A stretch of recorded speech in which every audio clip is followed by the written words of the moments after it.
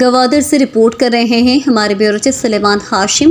خیال رہے کہ گزشتہ روز کراچی میں پریس کلب کے سامنے بلوچ یکجہتی کمیٹی کے مظاہرین پر پولیس کی پرامن احتجاجی مظاہرین کی گرفتاریوں کے خلاف بلوچستان بھر میں آج شٹر ڈاؤن ہڑتال کی جا رہی ہے۔ بلوچستان کے مختلف اضلاع میں کاروباری مراکز بند اور مرکزی شاہراہیں معطل ہیں۔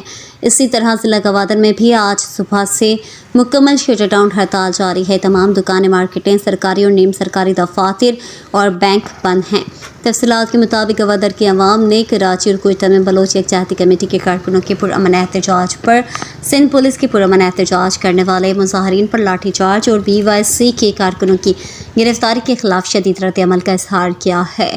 گوادر کی عوام نے بلوچ یکجہتی کمیٹی کی کال پر مکمل حمایت کا مظاہرہ کرتے ہوئے شہر کی تمام مارکیٹوں اور کاروباری مقامات کو بند کر دیا ہے۔